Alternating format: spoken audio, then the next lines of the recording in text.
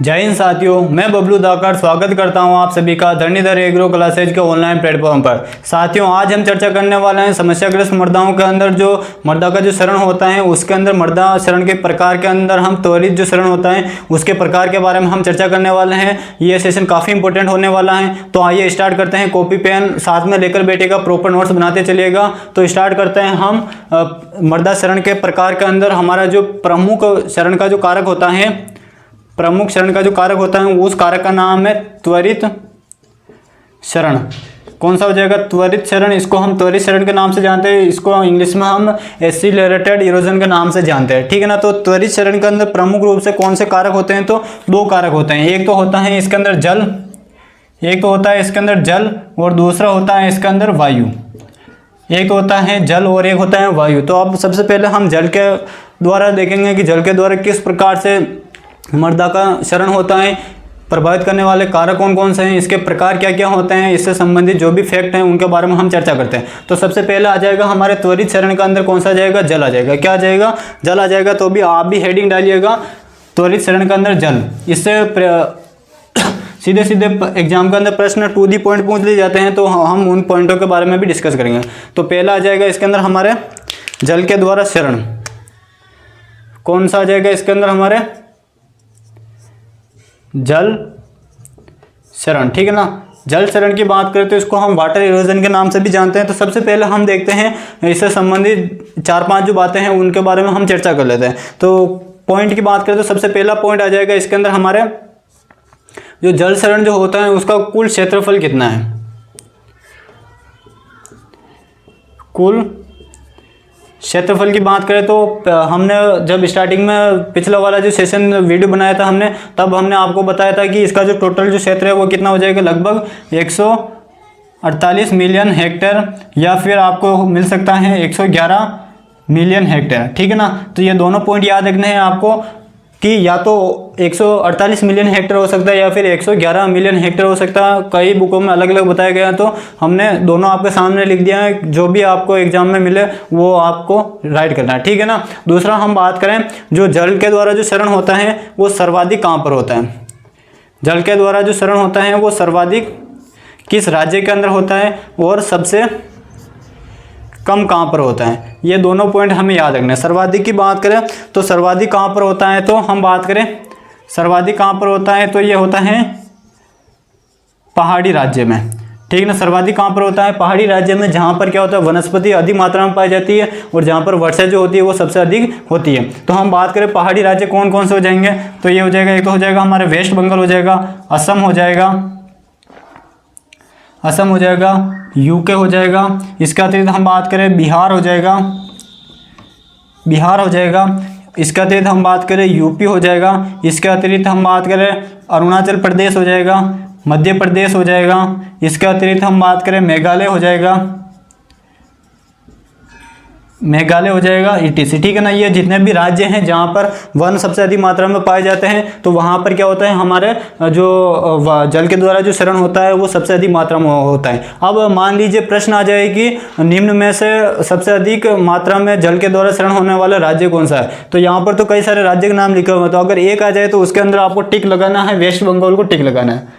किसको टिक लगाना है? वेस्ट बंगाल को टिक लगाना है, ठीक है ना। क्योंकि सबसे अधिक जो शरण होता है वो जल के द्वारा कहाँ पर होता है? हमारे वेस्ट बंगाल के अंदर होता है। क्यों? वेस्ट बंगाल के अंदर अगर याद रखने का आसान तरीका क्या हो जाएगा, वेस्ट बंगाल के अंदर आपको पता हो तो वहाँ पर एक डेल्टा पाया जाता है, सुंदरवन डेल्टा। और सुंदरवन डेल्टा के आसपास की जो भूमि है वो किस प्रकार की दलदली है, वहाँ पर जैव विविधता सबसे अधिक मात्रा में पाई जाती है। और वो जो दलदली मृदा का जो निर्माण होता है वो किसके माध्यम से होता है? तो जो नदियाँ जो होती है, जैसे हम बात करें वहाँ पर गंगा नदी होती है जिसको हम हुगली नदी के नाम से जानते हैं। तो ये जितनी भी नदियाँ होती है बड़ी बड़ी, वो नदियाँ अपने साथ में जो बिल्कुल छोटे छोटे जो मिट्टी के कण होते हैं उनको बहा कर लाते हैं, मृदा का कटाव करती हैं, जिसको हम गाद के नाम से या फिर सिल्ट के नाम से जानते हैं। और वो ले जाकर उस डेल्टा क्षेत्र में छोड़ देते हैं और उसकी वजह से जो इरोजन होता है उसको हम जल अपर्दन के नाम से उसको हम जानते हैं, ठीक है ना। तो वो कहाँ पर होता है? सबसे अधिक वेस्ट बंगाल के अंदर होता है, ठीक है ना। उसके बाद में हम बात करते हैं सबसे कम कहाँ पर होता है। तो सबसे हम कम की बात करें तो सबसे कम कहाँ पर होगा, तो ये मुख्य रूप से सबसे कम होगा हमारे शुष्क क्षेत्र में। शुष्क क्षेत्र में हमारे जो शरण होने वाला जो होगा वो कौन सा होगा, सबसे कम जो शरण होता है वो शुष्क क्षेत्रों के अंदर होता है, कौन सा, जल के अंदर। यानी कि जल शरण के अंदर जो सबसे कम शरण होगा वो कौन सा क्षेत्र के अंदर होगा, शुष्क या फिर ड्राई या फिर एरिड जोन के अंदर होगा। तो वो जो शरण होता है वो किस राज्य के अंदर होता है, तो सबसे पहले हम बात करें तो हमारा राज्य हो जाएगा राजस्थान। कौन सा हो जाएगा, राजस्थान हो जाएगा। इसके अतिरिक्त हम बात करें पंजाब हो गया, पंजाब हो गया, हरियाणा हो गया।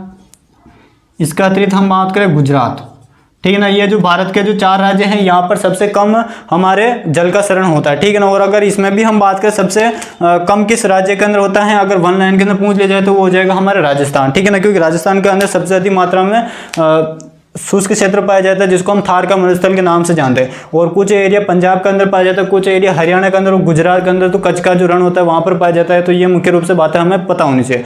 तो अब सबसे कम यहाँ पर होता है तो कौन सा, जल के अंदर। तो प्रश्न ये पूछ लिया जाए कि वायु के द्वारा होने वाला जो शरण होता है वो सबसे अधिक मात्रा में कहाँ पर होता है, तो उल्टा कर लेना हमें। शुष्क क्षेत्रों में वायु के द्वारा सबसे अधिक शरण होता है जिसमें राजस्थान प्रधान रहेगा और सबसे फर्स्ट पर रहेगा, फिर पंजाब, हरियाणा, गुजरात। उसी का उल्टा करना है, सबसे कम कहाँ पर होता है तो वेस्ट बंगाल या फिर जो हमारे पहाड़ी जो क्षेत्र हैं या फिर पहाड़ी राज्य है वहां पर सबसे कम हमारे वायु के द्वारा शरण होता है। ये मुख्य रूप से बातें हमें पता होनी चाहिए, ठीक है ना। अगर आप इसका स्क्रीनशॉट लेना चाहते हैं तो स्क्रीनशॉट लीजिए। उसके बाद में हम जल शरण के जो प्रकार होते हैं उसके बारे में हम चर्चा करते हैं। ये काफ़ी इंपॉर्टेंट है, इससे निश्चित ही प्रश्न पूछ लिए जाते हैं। तो जल शरण के हम प्रकार के बारे में हम चर्चा करते हैं। जल शरण के प्रकार, अगला जो इसके अंदर हमारे बिंदु हो जाएगा वो कौन सा हो जाएगा, जल शरण के प्रकार। तो जल शरण के प्रकार की बात करें तो इसके अंदर आपको ट्रिक याद रखनी है। वो ट्रिक काफ़ी इंपॉर्टेंट है। अगर वो ट्रिक आपको सीक्वेंस से याद रहेगी तो आप यकीन मान के चलिए आपको इसके अंदर का जो चीज़ें होंगी वो आपको आसानी से और सरल भाषा में अच्छे तरह से लंबे समय के लिए याद रहेगी, ठीक है ना। वो ट्रिक क्या हो जाएगी, तो ट्रिक की बात करें हम, ट्रिक कौन सी हो जाएगी, तो ट्रिक हो जाएगी इसके अंदर SSRG S क्यूब, ठीक है ना। ट्रिक क्या हो जाएगी, SSRG S क्यूब, ठीक है ना। या फिर इसको हम S क्यूब को SS के फॉर्म में भी लिख सकते हैं, ठीक है ना।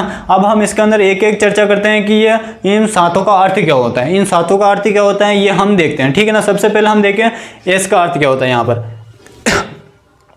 ट्रिक हो जाएगी SSRG S क्यूब या फिर SS। तो S का अर्थ क्या हो जाएगा यहाँ पर, स्प्लेश इरोजन। कौन सा हो जाएगा, स्प्लेश इरोजन। दूसरा S का अर्थ हो जाएगा यहाँ पर सीट इरोजन। क्या हो जाएगा, सीट इरोजन। G का बात करें तो G का अर्थ हो जाएगा, सॉरी R हो जाएगा यहाँ पर, R का अर्थ हो जाएगा रील इरोजन। क्या हो जाएगा, रील इरोजन। इसी प्रकार हम बात करें G की बात करें तो G का अर्थ हो जाएगा गुली इरोजन। क्या हो जाएगा, गली इरोजन, या फिर इसी को हम कहते हैं गुली इरोजन के नाम से जानते हैं, ठीक है ना। और जो 12th की जो बुक है उसके अंदर ये केवल 3 जो 4 प्रकार है यहाँ तक ही दे रखा। उसके बाद में जो नेक्स्ट वाले हैं ये हमें स्वयं से पढ़ना होगा। ये जो स्टैंडर्ड जो बुक होती है बड़ी, जो क्लासों में जब हम पढ़ते हैं तो ये तीनों प्रकार के बारे में भी हमें पढ़ना होता है। तो इन तीनों प्रकार के बारे में अब यहाँ पर हम देखते हैं, ठीक है ना। तो इसके अंदर जो फर्स्ट S है उसका हो जाएगा यहाँ पर, S का अर्थ हो जाएगा यहाँ पर stream bank erosion. Stream bank erosion. अब ये स्ट्रीम बैंक इरोजन क्या होता है, ठीक है ना। अभी इसको थोड़ी देर बाद में हम देखेंगे। एक S का अर्थ हो जाएगा यहाँ पर हमारे सी शोर इरोजन, सी शोर इरोजन। और इसी को हम किस नाम से जानते हैं, वेव इरोजन के नाम से भी जानते हैं, ठीक है ना। इसको हम किस नाम से जानते हैं, वेव इरोजन के नाम से जानते हैं। और एक S का अर्थ हो जाएगा यहाँ पर हमारे, एक S का अर्थ हो जाएगा यहाँ पर हमारे स्लीप इरोजन। क्या हो जाएगा, स्लीप इरोजन, ठीक है ना। अब ये 7 नाम आपको पता होना चाहिए। इनका हिंदी वर्जन भी हम देख लेते हैं। जो स्प्लेश इरोजन होता है इसको हम बोछार, ये हो जाएगा यहाँ पर ट्रिक, ठीक है ना। तो स्प्लेश जो होता है इसको हम बोछार शरण के नाम से भी इसको जानते हैं। किस नाम से जानते हैं, बोछार शरण। और ये इरोजन का अर्थ होता है शरण। इस सीट का अर्थ होता है परत। क्या होता है, परत शरण। और रील का अर्थ होता है, इसको हम रील के नाम से ही जानते हैं। रील का अर्थ क्या होता है? तो छोटी छोटी नालियाँ। रील का जो अगर शाब्दिक अर्थ पूछा जाए आपसे, रील का जो शाब्दिक अर्थ क्या होता है? तो होता है छोटी छोटी, इसके अंदर क्या बन जाती है? छोटी छोटी नालियाँ बन जाती है, छोटी छोटी फरो या फिर कुंड बन जाते हैं या फिर नालियाँ बन जाती है, उसको हम रील के नाम से जानते हैं। गली का अर्थ क्या होता है? तो गली को हम अवनलिका के नाम से जानते हैं। किस नाम से जानते हैं? अवनलिका। ठीक है ना, किस नाम से जानते हैं? अवनलिका के नाम से जानते हैं। किस नाम से जानते हैं? अवनलिका। तो अवनलिका का अर्थ क्या होता है? तो ये जो छोटी छोटी जो नालियाँ होती है, अगर इनको हम सुधार नहीं करेंगे तो ये क्या हो जाती है? बड़ी बड़ी नालियों में कन्वर्ट हो जाती है। इस प्रकार से बड़ी बड़ी नालियों में कन्वर्ट हो जाती है। और जनरली आपने पहाड़ी क्षेत्रों के अंदर देखा होगा कि जो पहाड़ों के अंदर बड़ी बड़ी सी नालियाँ दिखाई देती हैं, वो जो नालियाँ जो होती है वो हमारे गली अवस्था होती है। कौन सी अवस्था होती है? गली अवस्था होती है, या फिर हम कह सकते हैं जो जल क्षरण होता है उसका चौथा प्रकार होता है, जिसको हम गली इरोजन के नाम से जानते हैं। उसके बाद में आता है एस, जो ये स्ट्रीम बैंक इरोजन होता है, इसको हम सरिता तट, इसको हम सरिता तट क्षरण के नाम से जानते हैं। ठीक है ना। अब यहाँ पर सरिता का अर्थ क्या होता है? तो सरिता का जो अर्थ होता है वो यहाँ पर नदी से होता है, यानी कि नदी का जो परिभाषा होती है इसको हम सरिता के नाम से भी जानते हैं। ठीक है ना। तो नदी का जो तट होता है, उसका जो किनारा होता है, उसके आसपास जो क्षरण होता है उसको हम स्ट्रीम बैंक इरोजन के नाम से हम जानते हैं। ठीक है ना। उसके बाद में आता है हमारे सीशोर इरोजन। सीशोर का अर्थ होता है, सी का अर्थ हो जाएगा समुद्री, सी का अर्थ क्या हो जाएगा यहाँ पर? समुद्री। शोर का अर्थ हो जाएगा तट, और यहाँ पर समुद्री तट क्षरण हो जाएगा। क्या हो जाएगा? समुद्री तट क्षरण हो जाएगा। ठीक है ना। उसके बाद में आता है, इसी को हम वेव इरोजन के नाम से जानते हैं। तो इसमें क्या होता है? समुद्र का जो तट होता है वहां पर अगर सुनामी या फिर हम कह सकते हैं जल और वायु का सम्मिलित रूप से अगर इरोजन होता है तो उसको हम सीशोर इरोजन के नाम से जानते हैं। बात करें हम अब स्लीप इरोजन। स्लीप इरोजन का बात करें तो स्लीप इरोजन में क्या होता है? तो जो सोइल जो होती है इसको हम हिंदी में भी स्लीप ही लिखते हैं। क्या लिखते हैं? Sleep erosion. ठीक है ना। स्लीप क्षरण के नाम से जानते हैं। इसके अंदर क्या होता है? तो जो हमारी मृदा होती है, इस मृदा के अंदर अगर पानी की मात्रा ज़्यादा हो जाती है तो पानी की मात्रा ज़्यादा होने की वजह से जो पानी की मात्रा जैसे ज़्यादा हो जाती है तो जो बड़े बड़े जो पहाड़ होते हैं, पहाड़ों के अंदर जो सोइल होती है या फिर पहाड़ों के अंदर पानी की मात्रा बढ़ जाती है तो उसकी वजह से एक तो भूकंप और एक गुरुत्वाकर्षण की वजह से जो पूरे के पूरे जो पहाड़ होते हैं वो ढह कर नीचे आ जाते हैं। उसी इरोजन को हम स्लीप इरोजन के नाम से जानते हैं। किस नाम से जानते हैं? स्लीप इरोजन के नाम से जानते हैं। और ये घटना के बारे में आपने हाल ही में कुछ महीनों पहले आपने सुना होगा, उत्तराखंड के अंदर एक जगह का नाम है, वहाँ पर एक जगह पर जिसको हम जगह वहाँ पर आपने सुना होगा कि बड़ी बड़ी दीवारें चलने लगी, यानी कि घरों के अंदर या फिर हम बात करें सड़कों के ऊपर वहाँ पर दीवारें जो दरारें हैं वो दिखाई देने लगी। वो जो दरारें जो दिखाई देने का जो प्रमुख कारण था वो क्या था? स्लीप इरोजन की वो बढ़ती हुई अवस्था, यानी कि अगर उसको सही समय पर कंट्रोल नहीं किया गया तो वहाँ पर इरोजन हो सकता है, और इस इरोजन को हम स्लीप इरोजन के नाम से जानते हैं। उसमें क्या होता है? जो पहाड़ जो होते हैं, पहाड़ों के अंदर जो मिट्टी होती है उसमें मिट्टी के अंदर पानी की जो मात्रा हो जाती है वो बढ़ जाती है, और उसकी वजह से जो कई बार जो भूकंप के जो झटके होते हैं वो भूकंप की झटकों की वजह से और गुरुत्वाकर्षण बल की वजह से वो पूरा का पूरा जो पहाड़ का जो टुकड़ा होता है जिसके अंदर पानी की मात्रा अधिक होती है वो अपने साथ में ऐसे कैसे बहाकर नीचे आ जाते हैं। उसी को हम स्लीप इरोजन के नाम से जानते हैं। और इसका और अच्छा जीवंत उदाहरण देखना चाहते हो तो उत्तराखंड के अंदर जो त्रासदी आई थी लगभग 2013 के आसपास जो त्रासदी आई थी, वो जो प्रकार होगा वो हमारा स्लीप इरोजन होगा। क्या हो जाएगा? स्लीप इरोजन हो जाएगा। ठीक है ना। उसके अंदर क्या हुआ? तो पूरा का पूरा जो पहाड़ का जो टुकड़ा था, जो बड़ा पहाड़ का जो टुकड़ा था वो ऐसे कैसे भूस्खलन लैंडस्लाइड हो गया था, तो वो हमारे स्लीप इरोजन के अंदर आता है। ठीक है ना। तो ये 7 प्रकार होते हैं जो काफी इंपॉर्टेंट है, इससे निश्चित ही 1 लाइन के अंदर प्रश्न पूछ लिए जाते हैं। तो ये सीक्वेंस याद रखना, पहला हो जाएगा SSRG और SSS। SSRG SSS हो जाएगा, या फिर अगर हिंदी में अगर आप इसकी ट्रिक बनाना चाहते हो तो ट्रिक हो जाएगी बोनी परत आए खड्डे में। इसकी जो दूसरी अगर हिंदी माध्यम का अगर कोई विद्यार्थी है तो वो इसकी जो अगर ट्रिक बनाना चाहते हैं, हिंदी माध्यम का अगर कोई विद्यार्थी तो इसकी जो ट्रिक बनाना चाहते हैं हो जाएगी, वो ट्रिक हो जाएगी हिंदी माध्यम के लिए, हिंदी मीडियम के लिए हो जाएगी बोनी परत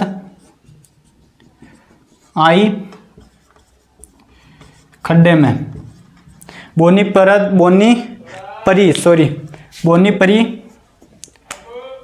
परी आई खड्डे में। ठीक है ना। बो से हो जाएगा हमारे बोछार शरण हो जाएगा, प से हो जाएगा हमारे परत शरण हो जाएगा, री से हो जाएगा हमारा री इरोजन हो जाएगा, आ से हो जाएगा हमारा अवनलिका। ठीक है ना। तो ये 4 रही, इसमें याद रखने हैं, और ये अब आपको ऊपर डिपेंड आप इसको किस प्रकार से याद रखना चाहते हो। मैंने दोनों तरीके बता दिया आपको, मेरे हिसाब से तो ये रहेगा क्योंकि इसके माध्यम से आप ये 7 प्रकार आसानी से याद कर लेंगे। ठीक है ना। तो ट्रिक याद रखना, उसके बाद में सीक्वेंस आपको ऑटोमेटिक याद हो जाएगा। एस से होता है यहाँ पर स्प्लेश, एस से सीट, आर से रील, और जिसे गली, और एस से हो जाएगा हमारे स्टेम बैंक इरोजन, एक एस का अर्थ हो जाएगा यहाँ पर सी शोर इरोजन, एक का अर्थ हो जाएगा स्लीप इरोजन। ठीक है ना। तो उम्मीद है आप सभी को अच्छे से समझ में आ गया होगा कि किनका अर्थ क्या होता है और कौन कहाँ पर पाया जाता है। अब हम इन सभी के बारे में डिटेल से एनालिसिस करते हैं कि इनका अर्थ क्या होता है, इनके अंदर हमें क्या क्या की पॉइंट याद रखने हैं, वो सभी चीज़ें हम यहाँ पर देखने की कोशिश करते हैं। ठीक है ना। इसका स्क्रीनशॉट लीजिए फटाफट से, फिर हम आगे बढ़ते हैं।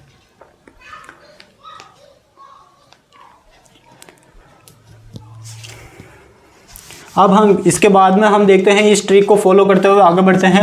इस ट्रिक के अंदर जो सबसे पहली जो हमारी अवस्था आती है वो कौन सी आती है, स्प्लेश, जिसको हम बौछार चरण के नाम से जानते हैं।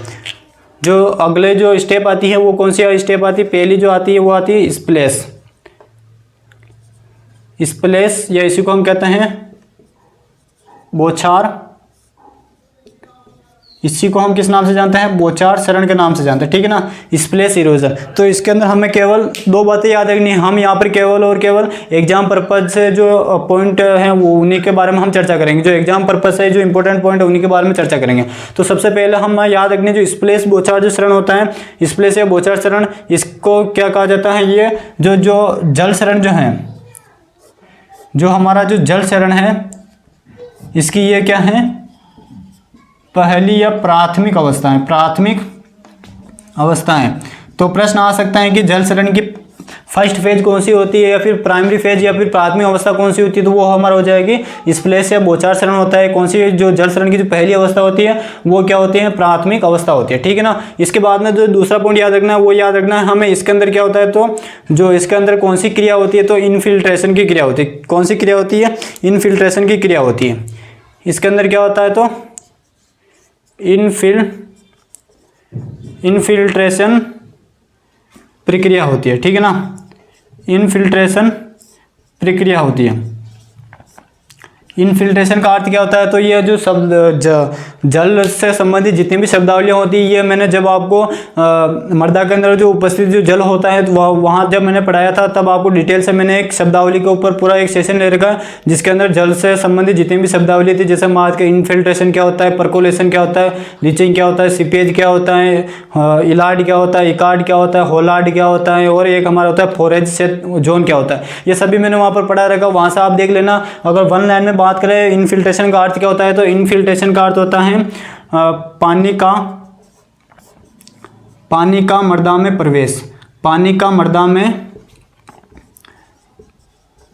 पहली बार प्रवेश की जो क्रिया होती है उस क्रिया को हम क्या कहते हैं, इनफिल्ट्रेशन के नाम से जानते हैं। या फिर इसी से समझ में नहीं आया तो पहली बार अगर पानी की जो बूंद होती है वो अगर जैसे मृदा के कांटेक्ट में आती है तो उस क्रिया को हम इनफिल्ट्रेशन के नाम से जानते हैं। इनफिल्ट्रेशन क्या होता है, एक बार फिर से सुनना। पानी की जो बूंद होती है, पानी की बूंद का पहली बार जो सोइल का जो पार्टिकल्स होता है उसके कॉन्टेक्ट में आना क्या कहलाता है, इनफिल्ट्रेशन कहलाता है। और इनफिल्ट्रेशन की सहायता से जो पानी जो होता है वो मृदा के कणों के अंदर प्रवेश करने की कोशिश करता है। इस क्रिया को हम इनफिल्ट्रेशन के नाम से जानते हैं। तो पानी का मृदा में पहली बार करना क्या करना, प्रवेश करना, उसी को हम इनफिल्ट्रेशन कहते हैं। तो ये किसके अंदर होती है, तो ये हमारे बौछार चरण के अंदर आती है। तो बौछार चरण की परिभाषा क्या हो जाएगी, तो पानी की बूंदों या फिर वर्षा की बूंदों का मृदा के अंदर प्रवेश करने की जो क्रिया होती है उसी को हम बौछार चरण के नाम से जानते हैं। और बौछार चरण से क्या होता है, जैसे पानी की जो बड़ी बूंद होती है, मान लीजिए ये पानी की ये बड़ी बूंदें हैं और ये हमारे यहाँ पर सोइल के पार्टिकल्स हैं। अब ये जो पानी की बूंदें हैं जैसे ही इस पार्टिकल्स पर टकराएगी, बड़ी पानी की बूंद जैसे इस पर टकराएगी तो ये जो पानी की जो बूंद जैसे यहाँ पर गिरेगी तो ये क्या करेगी, आसपास की जो जैसे गिरेगी तो वहाँ से मिट्टी को वहाँ से ऊपर उछालेगी और जो मिट्टी के इस बड़े कण था मिट्टी का उसके और छोटे छोटे कण कर देगी और वो दूर दूर इस प्रकार से गिर जाएंगे। इसी को हम क्या कहते हैं, बौछार चरण के नाम से जानते हैं। तो बौछार चरण में क्या होता है, तो मिट्टी पानी की बूंद जैसे ही मिट्टी के कांटेक्ट में आती है तो वो मिट्टी के और छोटे छोटे टुकड़े कर देती है और उसको उछाल देती है, दूसरे स्थान पर भेज देती है। उसी क्रिया को हम बौछार चरण के नाम से जानते हैं। किस नाम से जानते हैं, बौछार चरण, यानी कि पानी की बूंद से होने वाला जो चरण होता है वो हमारे बौछार चरण के नाम से इसको हम जानते हैं। ठीक है ना। तो ये हमारी पहली अवस्था होती है। दूसरी अवस्था की बात करें तो दूसरी अवस्था जो आती है वो आती है हमारे पहली अवस्था स्प्लेश इरोजन। ट्रिक यहाँ पर हम लिख देते हैं SSRG SSS। ठीक है ना। दूसरी जो अवस्था आती है वो आती है हमारे सीट इरोजन। कौन सा इरोजन, सीट इरोजन। ठीक है ना। सीट इरोजन जो होती है वो क्या होती है, तो जो स्प्लेश इरोजन जो होता है इसकी बढ़ी हुई अवस्था होती है, यानी कि इसमें तो केवल पानी की बूंदें आकर गिरती हैं और पानी की बूंदें गिरने के बाद में क्या होता है, जैसे पानी की बूंदें बढ़ जाती हैं या फिर मृदा के अंदर पानी की मात्रा बढ़ जाती है तो वो क्या करते हैं, बिल्कुल एक परत के रूप में पानी की एक परत से दिखाई देती है मृदा के ऊपर, और वो मृदा के जो छोटे छोटे कण होते हैं उनको अपने साथ में बहा कर ले जाती है। उसी को हम परत क्षरण के नाम से जानते हैं। किस नाम से जानते हैं? परत क्षरण या फिर सीट इरोजन के नाम से जानते हैं। तो इसमें क्या होता है, तो मृदा के जो कण होते हैं वो पानी के साथ में घुल जाते हैं और एक पानी की परत से बन जाती है मृदा के ऊपर, उसी परत को हम परत क्षरण के नाम से जानते हैं। तो इसके अंदर हमें चार पांच जो पॉइंट याद रखने वो क्या हो जाएंगे। पहला तो हो जाएगा सीट इरोजन की बात करें तो इसके अंदर हमें याद रखना, इसके अंदर क्या होता है, तो मृदा उर्वरता का इसके अंदर क्या होता है, ह्रास होता है। मृदा और उर्वरता का ह्रास होता है। मृदा और उर्वरता का इसके अंदर ह्रास कैसे होता है, तो मैंने अभी आपको बताया जो मृदा के जो 15 सेंटीमीटर की जो गहराई होती है वहीं पर क्या होता है, सबसे अधिक मात्रा पोषक तत्व पाए जाते हैं। तो जो पानी जो होता है वो बिल्कुल परत के रूप में बहता है, तो उस कंडीशन में जितने भी पोषक तत्व होते हैं वो पानी के साथ में बहकर चले जाते हैं मृदा कणों के साथ में, छोटे छोटे कणों के साथ में। तो उससे क्या होता है, मृदा के अंदर जो पोषक तत्व होते हैं उनकी कमी आ जाती है, उसी को हम क्या कहते हैं, मृदा उर्वरता में इसमें ह्रास की कमी आ जाती है। और ये जो इरोजन होता है ये सामान्य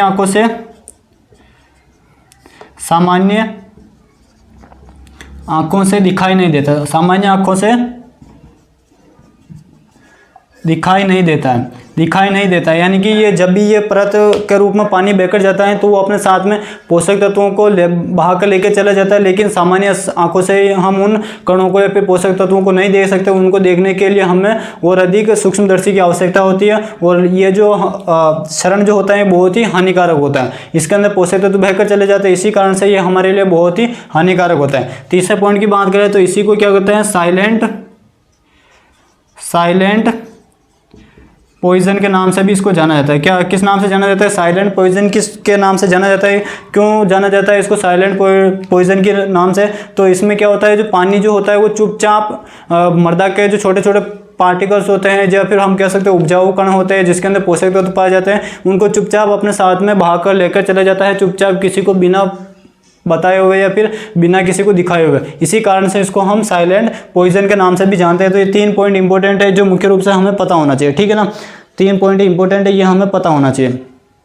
और उसके बाद में एक पॉइंट और याद रखना, इसके अंदर क्या होता है, जो हमारी उपजाऊ जो मृदा होती है, उपजाऊ मृदा का इसके अंदर क्या होता है, ह्रास हो जाता है। उपजाऊ मृदा का सबसे अधिक इसके अंदर ह्रास होता है, तो वो मृदा उर्वरता से संबंधित हो जाएगा, ठीक है ना। और इससे हाल ही में जो भी हमारा जो सुपरवाइजर का जो पेपर हुआ था उसके अंदर प्रश्न पूछा गया था, मृदा अपरदन से परत अपरदन होता है, इसकी परिभाषा पूछी गई थी कि परत अपरदन की परिभाषा क्या होती है। तो पानी की जो बूंदें होती है वो मृदा के अंदर जब इनकी मात्रा बढ़ जाती है तो पानी की बूंदें एक परत के रूप में मृदा सतह पर बहती हुई मृदा के कणों को अपने साथ में बहा कर लेकर चली जाती हैं। इस पूरी क्रिया को हम परत अपरदन के नाम से जानते हैं। इस पूरी क्रिया को परत अपरदन के नाम से जानते हैं, जिसके अंदर ये 4 पॉइंट हमें याद रखना है। इसके अंदर क्या क्या होता है, तो मृदा अपरदन का ह्रास होता है, सामान्य आंखों से हम देख नहीं सकते, साइलेंट पॉइजन के नाम से इसको जाना जाता है, और उपजाऊ मृदा की इसके अंदर सबसे ज्यादा कमी हो जाती है जो हमारे फसल उत्पादन को प्रभावित करता है, ठीक है ना। तो ये सीट इरोजन और एक होता है हमारे स्प्लेश इरोजन। इसका स्क्रीनशॉट लेना चाहते हैं तो स्क्रीनशॉट लीजिए,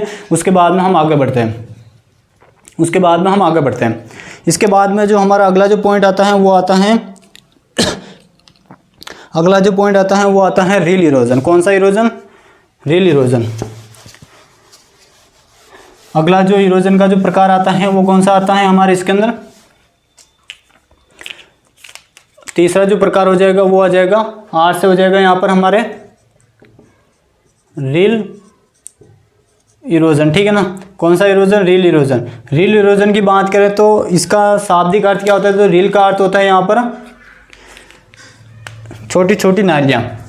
रील का अर्थ क्या होता है, तो रील का अगर शाब्दिक अर्थ की बात करें तो इसका अर्थ हो जाएगा छोटी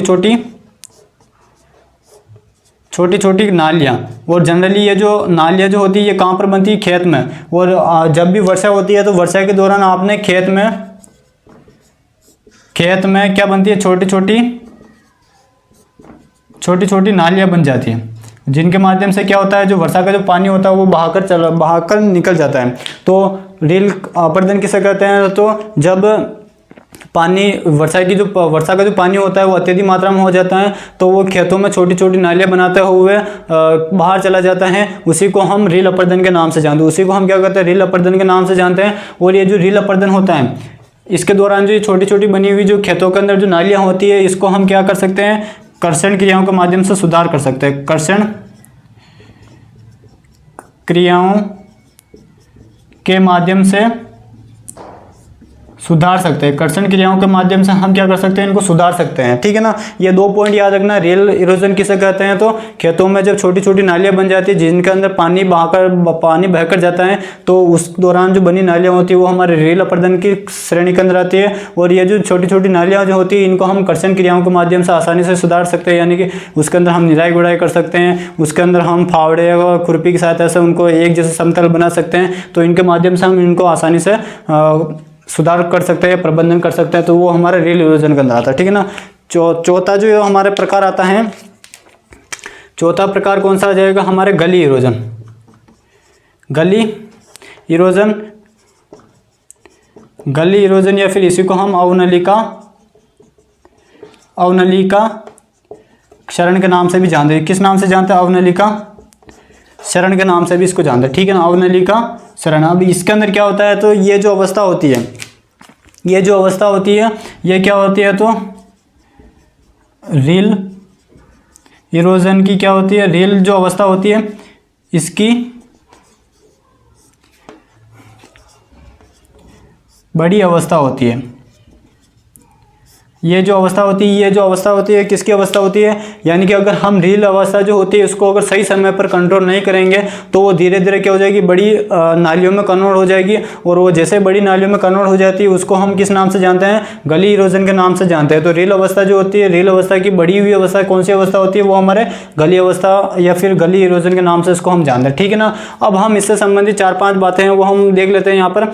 सबसे पहले बात करें, ये जो गली इरोजन जो होता है, ये जो जल अपर्दन जो है, जल अपर्दन की सबसे खतरनाक अवस्था होती है। जल अपर्दन की सबसे खतरनाक अवस्था।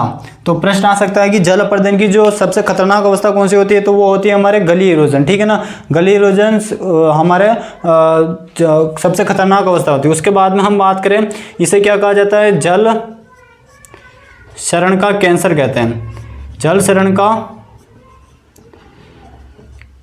कैंसर कहते हैं। जल शरण का कैंसर क्यों कहते हैं, तो जल शरण का कैंसर इस कारण से कहते हैं, जब अगर बड़ी बड़ी नालियों का निर्माण हो जाता है तो उनको वापस से भरपाई करने के लिए हमें जो खर्चा करना पड़ता है वो बहुत ही ज़्यादा खर्चा करना पड़ता है। और जिसकी वजह से अगर हम इसको सुधारेंगे नहीं तो जो हमारे शेष बचे हुए जितने भी पोषक तत्व होते हैं या फिर हमारी जो भूमि होती है वो किसी काम की नहीं रहती है। उसके अंदर बड़ी बड़ी नालियाँ बन जाती है और एक आने वाले समय में वो धीरे धीरे एक नदी का रूप या फिर हम कह सकते हैं, या फिर जो हमारे खाई जो होती है, या फिर हम कह सकते हैं जिसको हम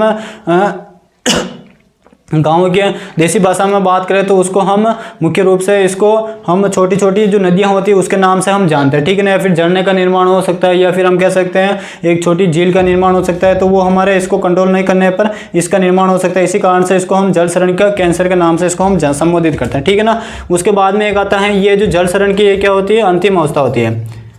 जल शरण की अंतिम अवस्था, जल शरण की अंतिम अवस्था, जल शरण की ये क्या होती है, अंतिम अवस्था होती है। यानी कि बड़ी बड़ी नालियाँ बन के बड़ी बड़ी नालियाँ बनने के बाद में क्या होता है, इसको हम कंट्रोल नहीं कर सकते और आगे जाकर वो जो पानी हो गया फिर मृदा के जो कण होंगे वो एक बड़े मैदान में फैल जाते हैं और वहाँ पर जाकर एक हम उपजाऊ मृदा का निर्माण कर देते हैं जिसको हम जलोढ़ मृदा के नाम से हम जानते हैं। ठीक है ना। तो ये 4 अवस्थाएँ होती है। कौन कौन सी, पहली होती है हमारे स्प्लेश, दूसरी होती है सीट, तीसरी होती है रील और चौथी होती है हमारे गली इरोजन। गली इरोजन के अंदर हमें 4-5 पॉइंट याद रखना है। पहला क्या हो जाएगा, ये रील अवस्था की बड़ी हुई अवस्था होती है, यानी कि इसमें बड़ी बड़ी नालियाँ बन जाती है जिसको हम नियंत्रण नहीं कर सकते। दूसरा हो जाएगा जल अपर्दन की सबसे खतरनाक अवस्था होती है ये, और जल शरण का इसको कैंसर कहते हैं, और जल शरण की ये क्या होती है, अंतिम अवस्था होती है। तो ये 4 पॉइंट इसके अंदर याद रखना है। तो इससे सीधा सीधा टू दी पॉइंट के अंदर आपसे प्रश्न पूछ लिया जा सकता है कि निम्न के अंदर की क्या विशेषता होती है, या फिर जल शरण का कैंसर किसे कहते हैं, अंतिम अवस्था क्या होती है, इससे जुड़ी हुई बातें जो हैं वो हमें याद रखनी है। ठीक है ना। इसका अगर आप स्क्रीनशॉट लेना चाहते हैं तो स्क्रीनशॉट लीजिए। उसके बाद में हम अगला जो हमारा प्रकार है ट्रिपल एस, इनके बारे में हम चर्चा करते हैं। ट्रिपल एस के बारे में हम चर्चा करते हैं। फटाफट से इसका स्क्रीनशॉट लीजिए सभी।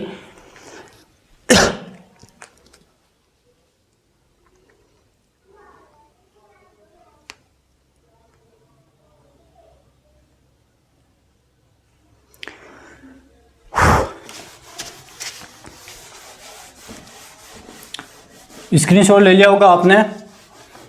अब अगला जो हमारे प्रकार आता है वो आता है नंबर 5 प्रकार आता है stream bank erosion. Stream bank erosion जो होता है इसको हम नदी तट शरण के नाम से भी जानते हैं। नदी तट शरण के नाम से भी जानते हैं। तो ये जो शरण होता है ये कहाँ पर होता है, तो नदियों के किनारे पर होता है। नदियों के किनारे पर होता है। जनरली जब अत्यधिक वर्षा हो जाती है तो जो नदियां जो होती है उनका जो दोनों तरफ का जो किनारा होता है, किनारे का आसपास की जो मिट्टी होती है, जब नदी उफान पर होती है या फिर उसका जो जल स्तर हो जाता है वो बढ़ जाता है, तो उस कंडीशन में क्या होता है, नदियां के जो दोनों किनारे होते हैं उस किनारों से आसपास की जो मिट्टी होती है, जो छोटे छोटे कण होते हैं जिसको हम सिल्ट या फिर गाद के नाम से जानते हैं, वो बहाकर अपने साथ में ले जाती है। उसी अपर्दन को हम स्ट्रीम बैंक इरोजन के नाम से जानते हैं। उसी इरोजन को हम किस नाम से जानते हैं, स्ट्रीम बैंक इरोजन के नाम से जानते हैं। ये हमें याद रखना है। तो ये कहाँ पर होता है, नदियों के किनारे होता है। और ये सबसे ज़्यादा किस ऋतु में होता है ये भी हमें ध्यान रखना है। सबसे ज़्यादा ये किस ऋतु में होता है, तो ये वर्षा ऋतु में सबसे ज़्यादा होता है। ये हमें ध्यान रखना है, ठीक है ना। इनके अंदर केवल दो तीन पॉइंट याद रखने जो सबसे इंपॉर्टेंट थे वो हमने शुरू के देख लिया। SSRG जो थे वो शुरू में हमने देख चुका है, बड़े डिटेल से देख लिया हमने। उसके बाद में अगला आता है हमारे सी शोर इरोजन।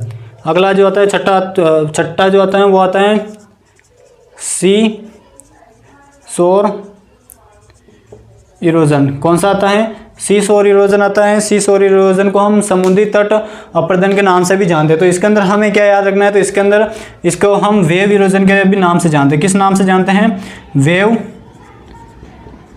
इरोजन के नाम से भी इसको जानते हैं, ठीक ना। ये भी हमें याद रखना, वेव इरोजन के नाम से भी जानते हैं। और जो सी शोर जो इरोजन होता है ये किन कारण से होता है, किन की वजह से होता है, तो ये मुख्य रूप से हमारे जल प्लस जो वायु जो होती है इन दोनों का क्या होता है, सम्मिलित रूप से होता है। सम्मिलित रूप से ये इरोजन होता है कि ये जो सी शोर इरोजन होता है इसका कारण क्या होता है, जल व वायु की वजह से होता है। और जल व वायु के दोनों के सम्मिलित रूप से होता है, ये हमें याद रखना है। उसके बाद में हम बात करें, जैसे हम उदाहरण की बात करें तो किस कंडीशन में हमें जल व वायु दोनों आपस में एक साथ में मिलेंगे, तो जब कभी भी सुनामी आएगी, जब कभी भी समुद्र के अंदर सुनामी उठेगी या बड़ी बड़ी लहरें उठेगी या फिर क्या होगा, चक्रवात उत्पन्न होगा।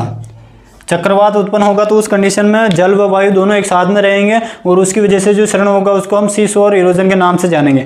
और ये जो शरण होता है ये भारत की बात करें, भारत के अंदर कहाँ पर होता है, तो 2 राज्य के नाम याद रखना है हमें। एक तो हो जाएगा हमारा केरल हो जाएगा और एक हो जाएगा हमारा तमिलनाडु। यानी कि हम कह सकते हैं जो भी हमारा कोस्टल एरिया या फिर जो तटीय जो प्रदेश हैं वहाँ पर जो सबसे ज़्यादा जो इरोजन होता है वो कौन सा होता है, सी शोर इरोजन होता है। ये हमें ध्यान रखना है। और राजस्थान के अंदर सी शोर इरोजन नहीं होता है, ये भी हमें ध्यान रखना है, ठीक है ना। तो ये होता है हमारा छठा इरोजन। उसके बाद में एक आता है हमारा स्लीप इरोजन, यही देख लेते हैं हम। 7वां जो आता है वो आता है स्लीप इरोजन। स्लीप इरोजन की बात करें, इसको फटाफट से स्क्रीनशॉट लीजिए। उसके बाद में हम स्लीप इरोजन के बारे में हम चर्चा करते हैं। इनके बारे में मैंने आपको थोड़ा बहुत पहले बता दिया था। अब हमें केवल इसके अंदर केवल प्रॉपर नोट्स बनाने हैं। इसमें इतना समझने जैसा इनके नाम से कि इनका अर्थ क्या होता है वो मैंने आपको पहले बता दिया था, ठीक है ना। तो बात करें अगला जो हो जाएगा हमारा नंबर 7वां, स्लीप इरोजन। स्लीप इरोजन की बात करें तो सबसे पहले आता है स्लीप इरोजन कहते किसे हैं। तो स्लीप इरोजन की परिभाषा की बात करें तो जो हमारी जो सोइल होती है, सोइल के अंदर पर्याप्त मात्रा में जो मृदा जो होती है इसके अंदर पर्याप्त मात्रा में अगर पानी होगा, पर्याप्त मात्रा में क्या होगा, पानी होगा, तो ऐसी मृदा को हम क्या कहेंगे, संतृप्त मृदा कहते हैं। ऐसी मृदा को हम संतृप्त मृदा कहते हैं। या फिर पानी से संतृप्त जो मृदा होती है उस मृदा में क्या होता है, भूकंप, अर्थक्वेक या फिर गुरुत्वाकर्षण की वजह से, या फिर हम कह सकते हैं गुरुत्वाकर्षण की वजह से या फिर भूकंप की वजह से क्या होता है, जो हमारा पहाड़ जो होता है, पहाड़ जो होता है वो क्या हो जाता है, ढह जाता है या बह जाता है और उसकी वजह से जो इरोजन होता है उसको हम स्लीप इरोजन के नाम से जानते हैं। किस नाम से जानते हैं? स्लीप इरोजन के नाम से जानते हैं। तो स्लीप इरोजन की परिभाषा क्या हो जाएगी, जब मृदा के अंदर पर्याप्त मात्रा में पानी होता है तो उस कंडीशन में जो हमारा पहाड़ जो होता है, या फिर हम कह सकते हैं पहाड़ के ऊपर मौजूद जो मृदा होती है उसमें पर्याप्त पानी होने की वजह से भूकंप व गुरुत्वाकर्षण के कारण जो पहाड़ जो होता है वो बह जाता है, ढह जाता है या फिर पानी के साथ में बह जाता है। तो उसके दौरान जो अपरदन होता है उसको हम स्लीप इरोजन के नाम से जानते हैं। किस नाम से जानते हैं? स्लीप इरोजन के नाम से जानते हैं। और ये जो स्लीप इरोजन जो सबसे ज़्यादा जो होता है वो कौन से क्षेत्र में होता है? तो यह पहाड़ी क्षेत्र में होता है। पहाड़ी क्षेत्र में होता है। ये जनरली आपने कई बार सुना भी होगा न्यूज़पेपर के अंदर या फिर न्यूज़ चैनल के अंदर आपने सुना भी होगा कि आज पहाड़ी क्षेत्र के अंदर, ये जम्मू कश्मीर के अंदर या फिर उत्तराखंड के अंदर लैंडस्लाइड हो गया, जिसके अंदर पूरा का पूरा पहाड़ का जो टुकड़ा वो ढह कर नीचे आ गया, रास्ता ब्लॉक हो गया, रास्ता जाम हो गया। कई सारे जो सैलानी थे या पर्यटक थे जो वो पहाड़ के उधर उस साइड रह गए, जिसकी वजह से उनको दिक्कत आ रही है। तो वो मौसमी घटनाओं की वजह से होता रहता है। तो ये जो जनरली होता है उसको हम स्लीप इरोजन के नाम से जानते हैं। इसी के साथ में हमारे जो जल क्षरण जो होता है, इसके सारे के सारे जो प्रकार होते हैं वो यहाँ पर कंप्लीट होते हैं। तो आजकल उम्मीद है आप सभी को आज का सेशन अच्छा लगा होगा। ये सेशन काफ़ी इंपॉर्टेंट था। इससे निश्चित है आपको किसी न किसी कॉम्पिटिटिव एग्जाम के अंदर प्रश्न देखने को मिल सकते हैं, ठीक है ना। तो इसके प्रॉपर नोट्स बना लीजिएगा और मिलते हैं हम नेक्स्ट सेशन में। अगला जो सेशन रहेगा वो हमारे जो जल क्षरण जो होता है या फिर जो जल अपरदन जो होता है उसका हम एनालिसिस किस प्रकार से कर सकते हैं, उसके लिए इक्वेशन आती है। और वो जो इक्वेशन है वो इक्वेशन हमारे विस्मायर व स्मिथ के द्वारा दी गई थी, 1978 में दी गई थी।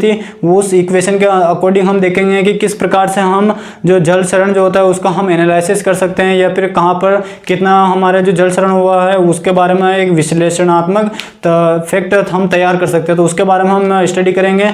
तो मिलते हैं जल क्षरण का मूल्यांकन के साथ में। तब तक के लिए जय हिंद, जय भारत।